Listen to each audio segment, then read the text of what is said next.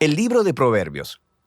La palabra proverbio típicamente se refiere a un dicho corto e ingenioso que ofrece algún tipo de sabiduría, y este libro contiene muchos de ellos, pero casi todos están en la sección central del libro, en los capítulos del 10 al 29. Pero hay muchas más cosas sucediendo en el libro de Proverbios, especialmente al principio, en los capítulos del 1 al 9, y en la conclusión, los capítulos 30 y 31. El libro ha sido diseñado con una introducción, el capítulo 1, versículos 1 al 9, y lo primero es que enlaza este libro con el rey Salomón. Ahora, recuerda la historia de Primera de Reyes capítulo 3. Salomón había pedido sabiduría a Dios para guiar bien a Israel. Así que Salomón llegó a ser conocido como el hombre más sabio del mundo antiguo. Y se nos dice en Primera de Reyes capítulo 4 que él escribió miles de proverbios y poemas y que recolectó conocimientos sobre plantas y animales. De manera que Salomón era como la fuente de la literatura de sabiduría de Israel. Así que, aunque no todo el material de este libro fue escrito por él personalmente, él es donde se inició la tradición de sabiduría de Israel. La introducción dice que al leer este libro, tú también puedes obtener sabiduría. Ahora, para la mayoría de nosotros, sabiduría significa conocimiento, pero la palabra hebrea hokmah significa mucho más que actividad mental. También se refiere a la acción. Así que piensa en los conceptos de habilidad o de conocimiento aplicado. Esta es la razón por la que en el libro de Éxodo, en el capítulo 31, se decía que en Israel eran los artistas y artesanos los que tenían hokmah. Así que el propósito de este libro es ayudarte a desarrollar una serie de habilidades prácticas para vivir bien en el mundo de Dios. Y esto se enlaza con otra idea clave de la introducción, el temor del Señor. Ahora, el temor aquí no quiere decir terror, quiere decir un sano sentido de reverencia y asombro por Dios y por mi lugar en el universo. Es una mentalidad moral que reconoce que no soy Dios y que no puedo definir por mí mismo el bien y el mal, o lo correcto y lo incorrecto. Más bien, necesito humillarme delante de Dios y adoptar la definición de Dios del bien y el mal, incluso cuando sea inconveniente para mí. Ahora, esta introducción nos lleva a la primera sección principal del libro, los capítulos del 1 al 9, los que tampoco contienen proverbios cortos de solo una línea.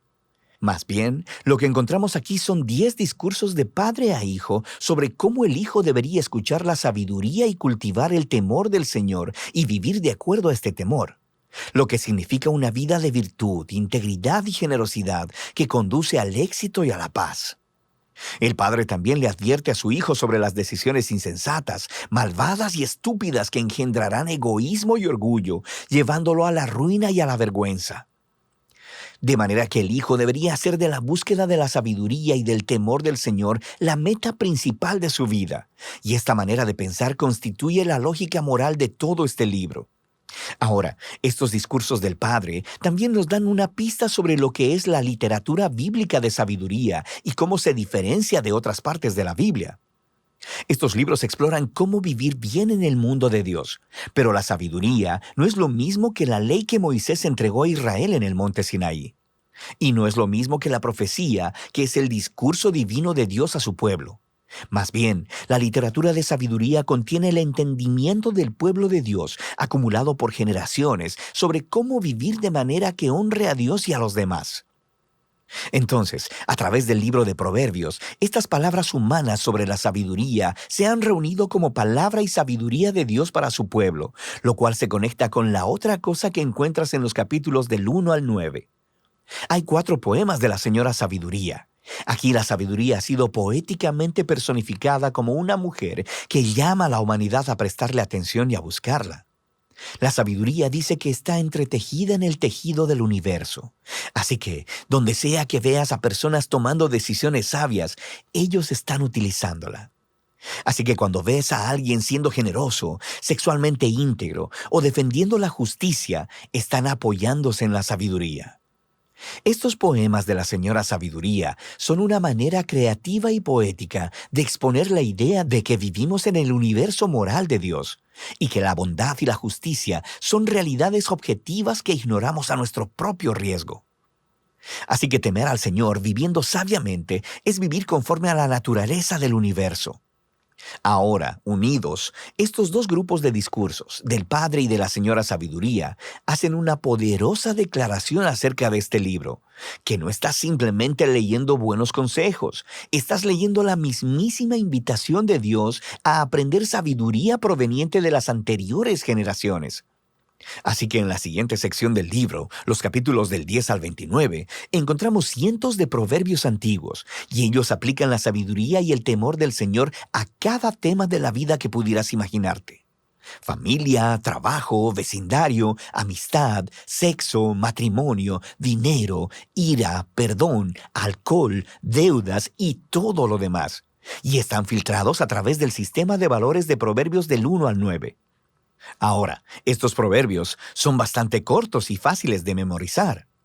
Y, de hecho, esta sección del libro se supone que sea una obra de referencia a la que regreses una y otra vez a través de los años, lo cual hace que surjan algunos temas importantes para aprender sobre cómo leer estos proverbios. Primeramente, los proverbios son por naturaleza acerca de las probabilidades. Si temes al Señor y tomas buenas y sabias decisiones, es probable que te vaya bien. Y si no temes al Señor, eres necio, probablemente no te vaya bien. Ahora, todo esto es cierto muchas veces, pero no siempre, lo que nos lleva al siguiente punto. Los proverbios no son promesas, no son una fórmula para el éxito. Algunos proverbios, por ejemplo, el temor del Señor multiplica los días, pero los años de los impíos serán acortados. O instruye al niño en el camino que debe andar, y aun cuando sea viejo no se apartará de él. Así que temer al Señor y ser una persona moral muy probablemente te llevará a tener una mejor y más larga vida, y criar a tus hijos en un hogar estable y amoroso los encaminará bien, pero no hay garantías. Muchas cosas en el mundo pueden ir, y de hecho, van mal. Así que, finalmente, los proverbios por naturaleza se enfocan en la regla general, no en las excepciones, que son muchas, y los libros de sabiduría no ignoran eso. Las excepciones son sobre lo que tratan los otros libros de sabiduría, Job y Eclesiastés. Y en conjunto, estos libros reconocen que la vida es demasiado compleja para fórmulas simples, y por ello necesitamos todos los libros de sabiduría para poder tener una perspectiva más amplia. Esto nos lleva a la sección final del libro, dos grandes colecciones de poemas. Primero, tenemos los poemas de un hombre llamado Agur, que comienza reconociendo su propia ignorancia e insensatez y su gran necesidad de la sabiduría de Dios. Y luego, Agur descubre que la sabiduría divina le ha sido dada en las Escrituras, las cuales le enseñan cómo vivir bien.